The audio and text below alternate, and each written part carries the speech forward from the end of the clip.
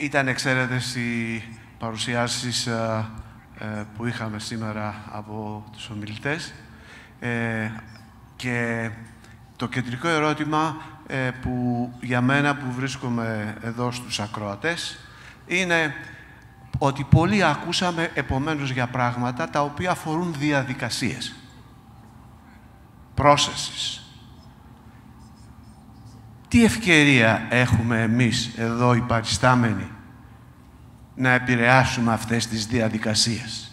Γιατί αν δεν έχουμε τρόπο να επηρεάσουμε, δεν έχουμε παρά μόνο την περιέργεια να σας ακούσουμε, που σας ευχαριστούμε γι' αυτό. Αλλά θα επανέλθω. Ποιο λόγο έχουμε εμείς οι παριστάμενοι στο να ακούμε αυτές τις διαδικασίες, αν δεν έχουμε τη δυνατότητα να παρέμβουμε σε αυτές? Ευχαριστώ. Και αυτό αναφέρεται και σε όλους τους ομιλητές. Ευχαριστώ.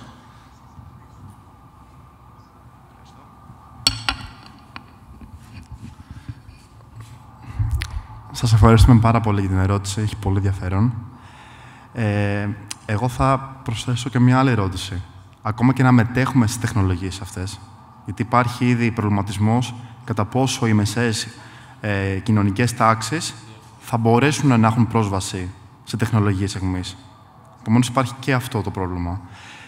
Τώρα, στην επιρροή, εμείς εδώ πέρα δεν ξέρω πόση επιρροή μπορούμε να έχουμε. Οι κυβερνήσεις μπορούν να έχουν, εφόσον και αν αποφασίζουν να εκμεταλλευτούν μέσα αγωγικά τέτοια συνέδρια ή τέτοιες κινήσεις, ώστε να μπορέσουν ειδικότερα οι ανθρωπιστικές σπουδές, που μπορούν να προσφέρουν, ας πούμε, μια σοφία μέσα αγωγικά, και να συνεισφέρουν στο δημόσιο διάλογο, ώστε να δημιουργήσουμε ένα πλαίσιο όχι περιορισμού της τεχνητής νοημοσύνης, αλλά ενός προσανατολισμού, ώστε να μην είναι καταστροφική για την ανθρωπότητα. Εμένα αυτή είναι η απάντησή μου. Σας ευχαριστώ.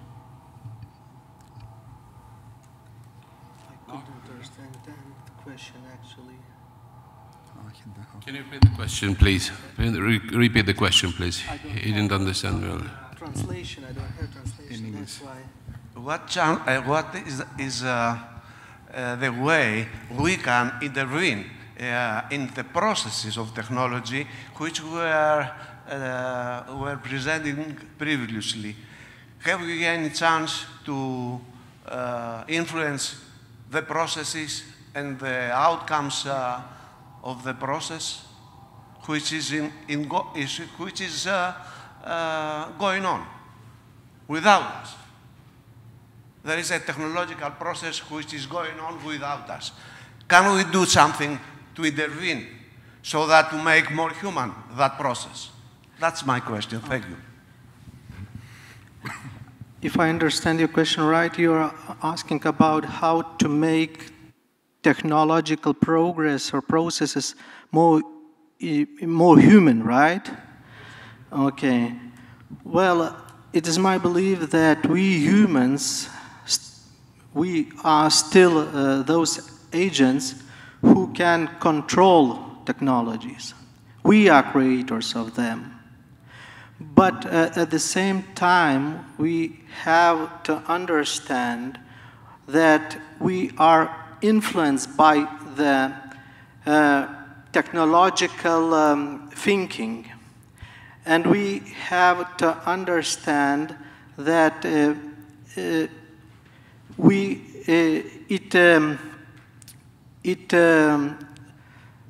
is very seductive, you know, that kind of thinking, I mean, because it promises us that we are able to become almost divinity beings, you know. But at the same time, it is my belief that we have to understand very clear that we create technologies and they are limited too. They are limited as we are, because we are limited as human beings. So this attempts by technology that it can give us a future of gods is only a lure. It is a real promise. And if you ask how to make this process more human, right? I can say that it is human. it is us who control this process. It is human already, but we have to be very, very careful about what we are doing and how it changes our thinking about ourselves and about the world. It makes sense to you? Okay? Thanks. Thank you all for very interesting contributions to this discussion. Because it is a discussion, so my question is, the word hubris is transgressing the limits. So do the two speakers believe that the current state is hubristic? What is your opinion? I mean, are you somehow afraid or concerned, or you just delineate what is the situation?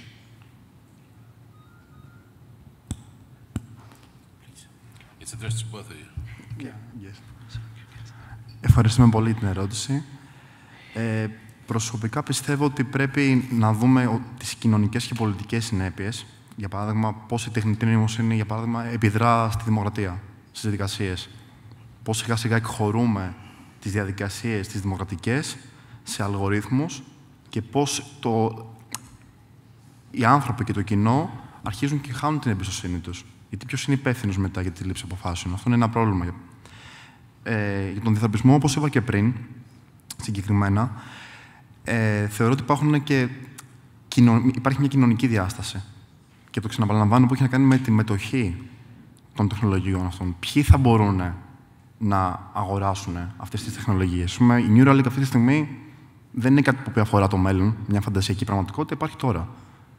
Έχει δημιουργήσει εμφυτεύματα. Ποιοι μπορούν να τα αγοράσουν αυτά, ή πόσο μάλλον οι γενετικοί. Ποιοι θα είναι διαθέσιμοι ή θα έχουν την πρόσβαση στις τεχνολογίες αυτές. Δηλαδή, υπάρχει ο κίνδυνος να δημιουργήσουμε όχι απλά μια σχέση περίεργη με τα ρομπότ ή με τεχνητή νοημοσύνη. Αυτό είναι ένα πρόβλημα. Υπάρχει και ένα άλλο πρόβλημα που έχει να κάνει μεταξύ των ανθρώπων. Ότι μπορεί να δημιουργηθεί μια κοινωνική τάξη που θα είναι υπεράνθρωποι. Άρα αυτή η συζήτηση μπορεί να μας αφορά κανένα μας. Και θα υπάρχει ο μέσος άνθρωπος, ο οποίος πιθανότατα δεν θα έχει αυτή τη δυνατότητα. Επομένως, ναι, δηλαδή, απλά θεωρώ προσωπικά ότι χρειάζεται, για να ολοκληρώσω, θεωρώ ότι χρειάζεται πρώτα η περιγραφή, να κατανοήσουμε τι είναι αυτά τα κινήματα, τι προσπαθούν να κάνουν, ποιες είναι οι αφετηρίες τους, έτσι ώστε να μπορέσουμε έπειτα, δηλαδή να πάμε από την οντολογία στην ηθική, να δημιουργήσουμε ένα ηθικό πλαίσιο και έπειτα ένα νομικό πλαίσιο, ώστε να αποφύγουμε καταστροφικές συνέπειες. Ευχαριστώ. Okay. I think that the transhumanist project, in its essence, is a hubristic project, because this project does not respect limits.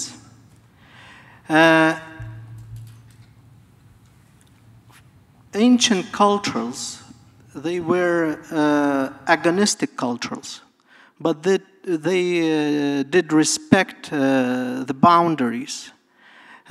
They tried to say that human must strive for perfection, but they do not claim that it is possible for the human to reach the perfection. And in my opinion, actually, I believe that we must see possibilities within our limits, because we have to understand that it is precisely our limits which can be understood as a part of divine plan to comprehend this world through these limits and to organize our lives according to these limits.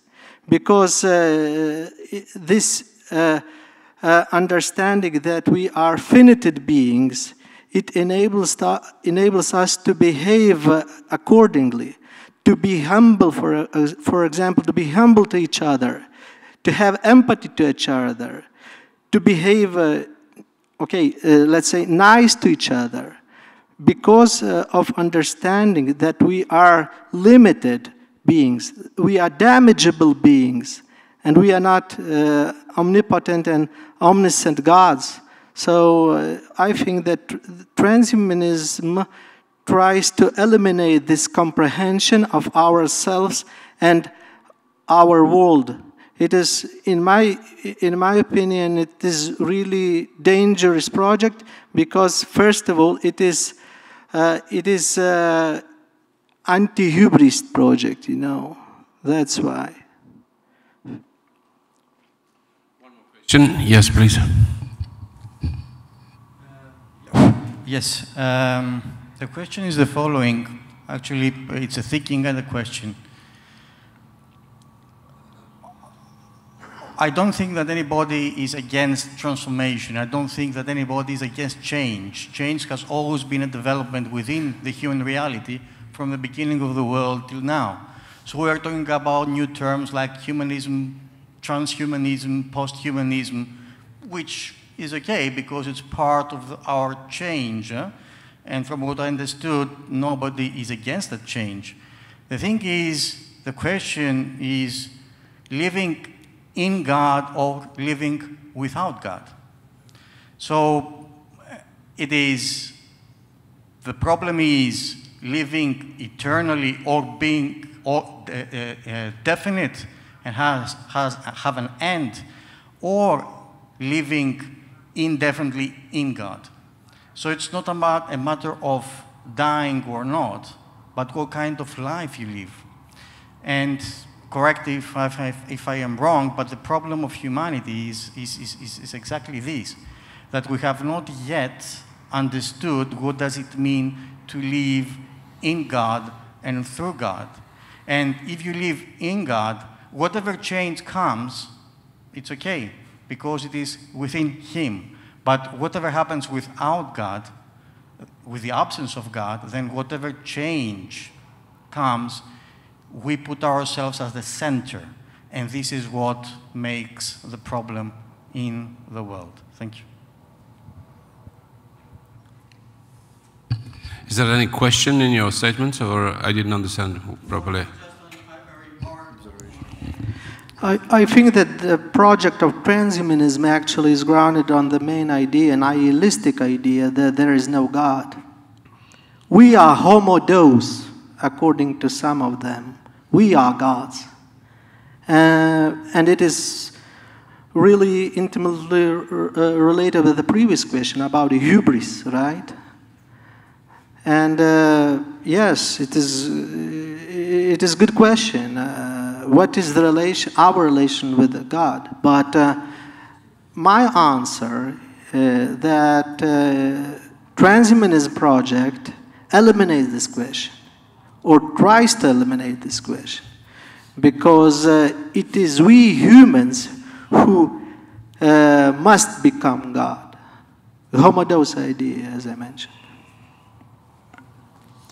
I think I saw one more raised hand. Is there anybody? Yes, behind. Gentlemen, please.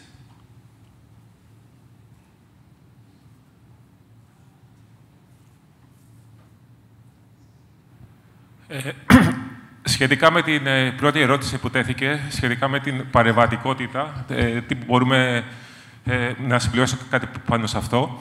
Έχουμε έναν καθηγητή στη Θεολογική Σχολή Αθηνών, που ονομάζεται Αλέξανδρος. Είναι καθηγητής πληροφορικής. Η ειδικότητά του, εκτός των άλλων, εκτός του μαθήματος το οποίο υπηρετεί, είναι να κατασκευάζει cyborg.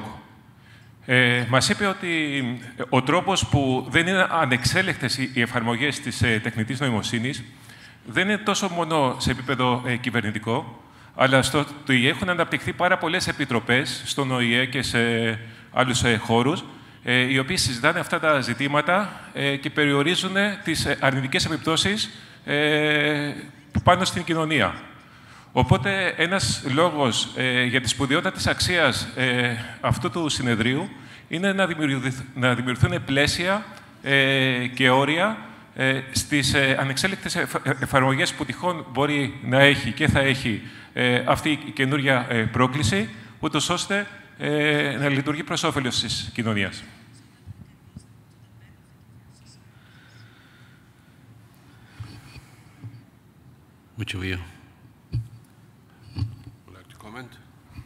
Η αλήθεια δεν κατάλαβα αν είναι ερώτηση ή παρατηρήση. Είναι συμπλήρωση, εντάξει. Επομένως δεν είναι ερώτηση. It's not the question. Right. I think we have to conclude somehow. I really loved being moderating this session, and I'd like to quote one of the quotations which was made by Dimitrios Economou, a former friend of mine and teacher of University of Oxford. Now he's a retired person, but he dedicated also his life to ecology and the Orthodox perspective on ecology. And he said that everything that is done in this world is good as long as God accepts it. If God didn't want it to happen, it wouldn't happen. But we have to be equally aware of what we are doing and what God allows us to do. And that's using properly our freedom. Secondly, second remark will be that I thank very much Mr. Mark Ruch for bringing into discussion the problem of finitude and mortality, because actually this is the big problem of mortality. There is maybe most of you heard about Noah Yuval Harari, who wrote the 3 books at least up to now, and he's still writing. But Homo Deus is one of the very famous one. And at least in the Romanian tradition, they make a strict distinction between immortality and immortality. Up to now, nobody spoke about immortality. I am going to say something in my presentation later this afternoon, because one cannot be immortal because you can drown, or a truck can drive over and you die. Even if you, with the instruments of transhumanism and technology, you are meant to live 200 years. But about immortality is only Christianity which speaks about immortality, and I have a quotation for that: the very service of funeral. When we take somebody to burial, there is a quotation from the Bible saying, "You are happy, soul, because now you are moving from death to life." In our mind, actually, it's the other way around. We believe he was lived or she was living and now moves to death, to non-existence. But actually the text is saying, because the moment we are born, that moment we start dying. And it is only that service telling exactly who we are and where we are going. What is the destination? Not destiny, but destination. So we are moving from this state of dying, of mortality, into immortality, which is actually the gift, the most precious gift that God gave humanity. And of course, I do agree, Alexandros, that indeed, in the future, the big challenge one of the big challenges of the transhumanist thinking is also the separation and the bigger and bigger gap that is going to happen between the rich and the poor. Those who have access to means and those who have to get more and more and more, because greed is always larger than need, and those who can be exploited or can be even abused just in the name that I want to live longer than you. So I think that is very optimistic what you said, and because you belong to another generation, the younger generation, and probably they are the ones that probably will know exactly what we are to do, and they see in a more optimistic way the future or the way ahead.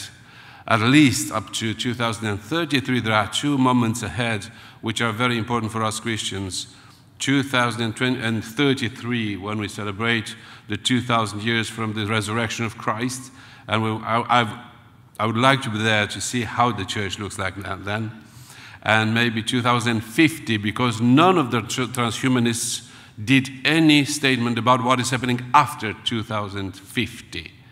This is what at least we can preview up from now on. So we'll see, but thank you very much, and give them a round of applause. Thank you.